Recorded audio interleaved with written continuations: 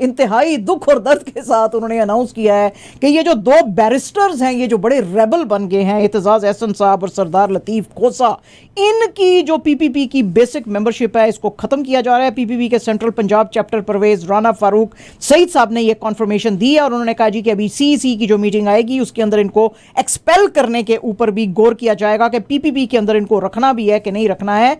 और इन्होंने आज बहुत ही, वैसे मुझे तो बदतमीजी लगी, इन्होंने बदतमीजी की। पंजाब की जो सेंट्रल सेक्रेटेरिएट है पीपीपी का, उधर पूरी इन्होंने एक वॉल ऑफ शेम बनाई है और वॉल ऑफ शेम में उन तमाम लोगों की तस्वीरें इन्होंने लगाई हैं जिसने इनके मुताबिक पार्टी को बिट्रे किया है और उनको बड़ी बड़ी पोजीशनें भी दी गई थी और प्रिविलेजेस भी दिए गए थे और वो इसको जो हैं छोड़ के चले गए हैं।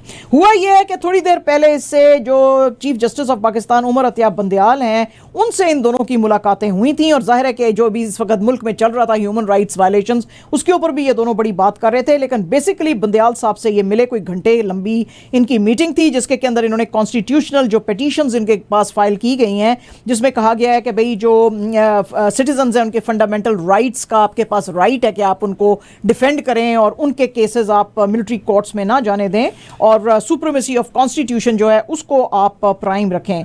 तो इन्होंने कहा, खासतौर पे एहसन साहब ने बंदयाल साहब को कहा कि आपके पास कॉन्स्टिट्यूशनल पावर है कि आप इन ट्रायल्स को चैलेंज कर सकते हैं और आप फिर इसको फिक्स कर सकते हैं सुप्रीम कोर्ट के अंदर। इससे पहले इमरान खान साहब ने भी जो है ये लतीफ़ खोसा साहब के घर पे विजिट किया था और इनके घर पे जो भी थोड़े दिन पहले गन अटैक हुई थी उसको बड़ा कंडेम किया था, जिसका कि खोसा साहब ने बड़ा थैंक यू बोला था। तो उसके ऊपर भी पीपीपी बड़ी भड़क गई है। हालांकि भाई ये तो बेसिक एक कर्टसी है, लोग मिलते ही हैं आपस में, तो बहरहाल जी उन्होंने बड़ा इसका भी, तो अब इसलिए इनकी जो बेसिक मेंबरशिप है पीपीपी की इन दोनों की वो ख़त्म कर दी गई है।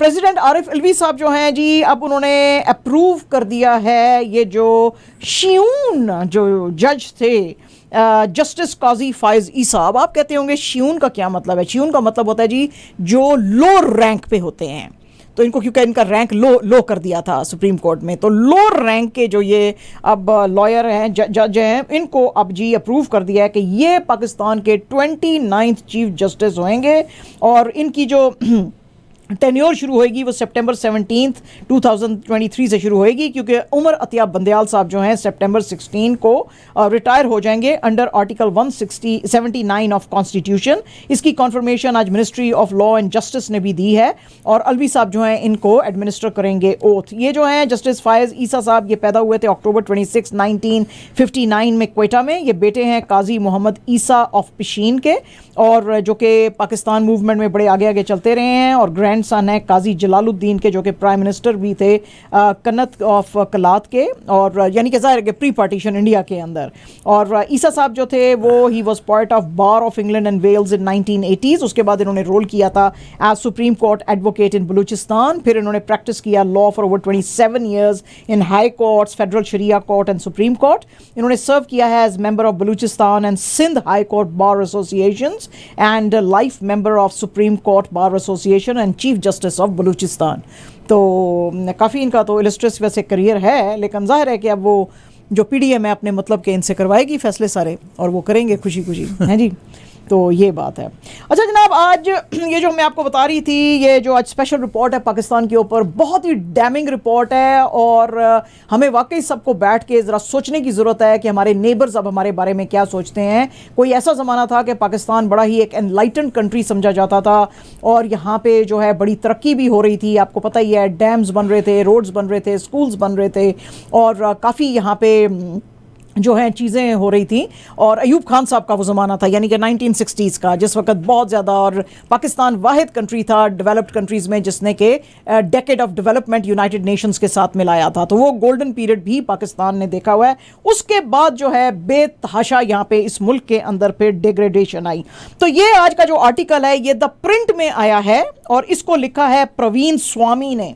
और जनाब इसका डेडली किस्म का हेडलाइन है। इसका हेडलाइन है इस स्टोरी का, Pakistan is being run by its own ayatollahs but this time jihadis are not to be blamed. अच्छा जी, अब ये स्टोरी क्या कहती है? ये इतनी खतरनाक है कि अगर हमारे लीडर्स ने इसके ऊपर गौर ना किया तो वाकई पाकिस्तान जो है खुदा ना खास्ता अनदर तालिबान स्टेट बन सकती है। बहरहाल जी, इन्होंने पूरा एक ट्रेस किया है आज द प्रिंट ने पाकिस्तान की हिस्ट्री। वो कहते हैं जी कि ये पाकिस्तान के अंदर आप अक्सर ये नारे लगते हुए देखेंगे कि फलाना वाजिबुल कत्ल है, फलाना वाजिबुल कत्ल है, इसको मार दिया जाए। और ये रेटरिक मुल्क के अंदर पिछले कुछ सालों में बहुत ज़्यादा बढ़ गया है। और वो कहते हैं जी इसके हम ट्रेस करते हैं जैसे कि अर्ली जो ज़ियाउल हक साहब के ज़माने थे और उसके बाद और फिर 2018 में जैसे कि पाकिस्तान की सुप्रीम कोर्ट ने जब एक्विट किया था आसिया नौरीन को, एक क्रिश्चियन जो थी जिसको कि अलेज्ड ब्लास्फेमी केस में डाला गया था, तो उस वक्त जो है वो जजेस ने कहा था कि ये बिल्कुल ठीक नहीं है। और लोगों ने कहा था कि ये बिल्कुल ठीक नहीं है जब सुप्रीम कोर्ट का ये आया था, और उन्होंने कहा जी इसने ब्लास्फेमी की है तो लॉ ऑफ गॉड इस औरत के ऊपर जो है वो चलना चाहिए। और वो कहते हैं जी कि इसके अंदर ना सिर्फ ये कि कुछ पाकिस्तान की पब्लिक और कुछ जुडिशरी बल्कि पाकिस्तान मिलिट्री के लोग जो हैं वो भी इसके अंदर शामिल हैं। वो कहते हैं जी पीर अफजल कादरी जो कि लीडर थे तहरीक लब्बैक पाकिस्तान मूवमेंट के, उन्होंने तो यहां तक कहा कि अगर कोई ड्राइवर्स हैं, सिक्योरिटी गार्ड्स हैं, तो वो इन सब लोगों को जो कि ये ब्लास्फेमी की बात जो है में नहीं मानते हैं उनको आप किल कर सकते हैं। और मुस्लिम जनरल्स को उन्होंने कहा था कि आप जो हैं आप रिबेल करें। टीएलपी के जो लीडर्स थे उनको फिर ये सारी बातें करने के ऊपर इम्प्रिजन भी किया गया था। उसके बाद मिलिट्री वाले आए, उन्होंने इनको सॉरी कहा, फिर इन सबको जाने दिया। और फिर उसके बाद जो है टीएलपी अब वापस जो है स्ट्रीट्स के ऊपर आ चुकी है। प्राइम मिनिस्टर शहबाज शरीफ की जो गवर्नमेंट है वो कहते हैं जी अभी कुछ दिन पहले भी ये जब ब्लास्फेमी का इशू आया है और जो लेटर लिखा गया था कि जी आफिया सिद्दीकी को अब जो है वो रिलीज़ किया जाए और रिड्यूस की जाए फ्यूल की प्राइसेस, तो वो कहते हैं जी कि अब ये प्राइम मिनिस्टर साहब जो हैं उनके ऊपर भी ये जो क्लैरिक्स हैं, ये मौलवी जो हैं, ये जोर देते हैं और प्राइम मिनिस्टर को भी उनके आगे घुटने टेकने पड़ते हैं। तो पाकिस्तान इस वक्त जो है अपने ही जो बनाए हुए ये इनके आयतुल्ले हैं उसकी वजह से ये स्टेट रन हो रही है। और वो कहते हैं जी कि ये जो इसकी फाउंडेशंस हैं वो शरिया रन इस्लामिक स्टेट के ऊपर ये बिलीव करते हैं, मोस्टली इसके अंदर जिहादी हैं।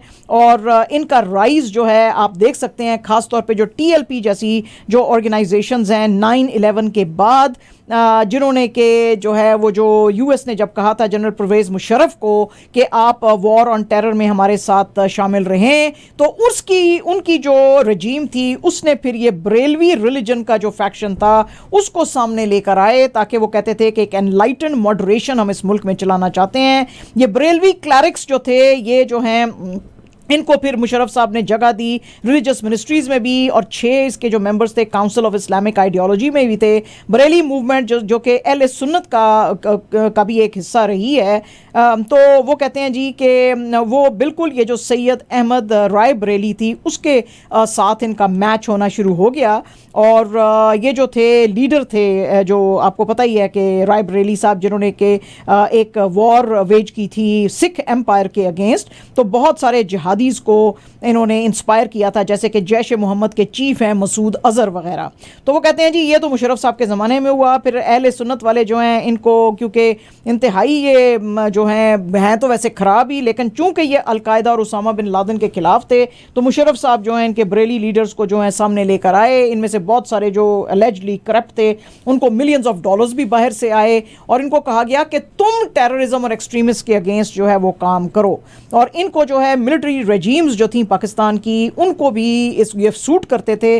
तो यूनिफॉर्म तो उन्होंने पहना हुआ था और अपने आप को बड़ा एनलाइटेंड कहते थे, लेकिन रोब्स जो थे यानी कि कपड़े उन्होंने इन्हीं क्लैरिक्स के पहने हुए थे। वो कहते हैं जी इससे पहले कि अगर हम हिस्ट्री ट्रेस करें तो फील्ड मार्शल अयूब खान जो थे 1960s में उन्होंने अपॉइंट किया था फजलुर रहमान साहब को। वैसे वो बड़े एनलाइटेंड थे, दुनिया उनको बड़ी पसंद करती थी, लेकिन उनको इन्होंने head of institute of Islamic research बनाया था और कहा था कि मॉडर्नाइजिंग जो है वो पॉलिसीज़ की तरफ आप रिलीजन की हाईलाइट करें। तो फिर उसके बाद जब उनकी गवर्नमेंट गई तो रहमान साहब को जो है वो एग्जाइल में भेजना पड़ा क्योंकि रिलीजियस फैनेटिक्स जो थे वो इनको पसंद नहीं करते थे। फिर वो कहते हैं जी लेट 1970s में ज़ियाउल हक साहब आ गए और उन्होंने तो जनाब फंडिंग की इन क्लैरिक्स की और इन्होंने निज़ाम मुस्तफ़ा लाने की कोशिश की और सेंट्रलाइज करने की कोशिश की, क्योंकि वो जो रिलीजियस पार्टीज़ जिनके साथ ये काम कर रहे थे वो कहते थे जी कि पावर प्रेसिडेंसी के पास होनी चाहिए और पॉलिटिकल पार्टीज़ जो उनको ख़त्म करना चाहिए। तो ज़ियाउल हक साहब ने पेट्रनाइज किया इनफैक्ट ये जो थियोरोक्रेटिक जो ये फोर्सेस थी इनकी, और इन क्लैरिक्स की जिनकी के एफिलिएशंस जो थी कुछ की जमात इस्लामी के साथ भी थी, और ये जो थे चूंकि अपने आप को बड़ा फिर वो खुदा समझना शुरू हो गए थे मुल्क में। अच्छा, अब जब बरेलवी जो मूवमेंट थी उसने जब देखा कि ये फोर्सेस सारी आगे आ गई हैं तो उन्होंने फिर जो है कंसोलिडेट करके एक jihadist group under Salim Qadri का जो सुन्नी तहरीक थी उसके सामने वो लेकर आए। थैंक्स अगेन टू ज़ियाउल हक साहब का ज़माना जिसने कि रिलीजियस फैनेटिसिज्म को बहुत ज़्यादा बढ़ावा दिया। और उसके अंदर जो था ये जो सलीम कादरी था एक इलिटरेट किस्म का, सेमी लिटरेट आप कह सकते हैं, रिक्शा ड्राइवर था जिसने के कहा कि दावत इस्लामी जो कि एक ग्रुप था जो इंस्पायर करता था, हंड्रेड्स ऑफ ब्लास्फेमी मर्डर्स में इन्वॉल्व था और कहता था कि फ्रांस और यूके के अंदर जो है ये जो कोई भी करेगा बात इस्लाम के ख़िलाफ़ इसको मार दो आप, और मैसेकर किया था इन्होंने बहुत सारे शिया माइनॉरिटी के मेंबर्स को। तो उस तरह के जो लोग थे उनसे ये बड़ा जो था वो इंस्पायर्ड था। अगेन थैंक्स टू ज़ियाउल हक साहब कि जिन्होंने इनको रोका नहीं, इनको जो है क्लैंप नहीं किया। तो उस सिलसिले में सामने फिर और नई नई फोर्सेस आई। उन नई फोर्सेस में खादम हुसैन रिजवी टाइप के लोग आए जो कि टीएलपी में फिर उनको जो उनकी जो फैक्शन थी वो चेंज हो गई, जिन्होंने के कहा मुसलमानों को कि आप अपने आप को डिसएसोसिएट करें नॉन मुस्लिम्स के साथ और वेस्टर्न तरीका जो है वो ना अपनाएं। ये प्रेज करते थे मुमताज़ कादरी जैसे लोगों को जो कि आपको पता ही है बॉडी गार्ड थे पंजाब के गवर्नर 2011 में सलमान तासीर के, और जो वो लाना चाहते थे ब्लास्फेमी लॉज में चेंज, आपको पता ही है। तो उसमें कादरी साहब ने फिर इनको तासीर साहब को मार दिया था। तो फिर उसके बाद जो है ये इतने मुंह तोड़ हो गए और इन्होंने इतनी ज़्यादा सिट इन्स करने शुरू कर दिए कि पाकिस्तान गवर्नमेंट को मिलिट्री को लाना पड़ा, और उन्होंने कहा जी कि इनके साथ दोस्ती बनाएं और इनको रोकें और इनको बोलें कि ये जल्द से जुलूस ना करें और ना रोकें, और इनको बोलें कि आप तो मिलिट्री ने आके फिर ये सारा सिलसिला संभाला और इनको टीएलपी वालों को वापस भेजा, वरना ये रोड्स जो हैं ब्लॉक कर करके ये करते थे। तो अब बजाय इसके कि इस मुल्क के अंदर एक मॉडरेशन आती, एक मॉडरेशन वाला वर्जन इस्लाम का सामने लाया जाता, ये जिहादिस्ट जो थी चीज़ें आना शुरू हो गई। और इसके अंदर जो हैं वो इन्होंने कहना शुरू कर दिया कि चाइना का इसीलिए अल्लाह उसको सबक दे रहा है कि 2 मिलियन मुसलमानों को इन्होंने पकड़ा हुआ है और खुदा का इनके ऊपर जुल्म नाज़र होगा। वो मुसलमानों को कहते हैं पोर्क खाओ और अल्कोहल पियो और खुदा इनको डिस्ट्रॉय करेगा। तो उसके बाद जो है ये जो रिजवी साहब हैं, खादिम हुसैन रिजवी साहब, उनकी लाहौर के फ़ारूक हॉस्पिटल 2020 में बहरहाल यही नारेबाजी करते करते डेथ हुई, और सोचा जा रहा था कि इनके जो बेटे आएंगे ज़रा मॉडरेशन की तरफ जाएंगे, लेकिन वो भी नहीं हुए।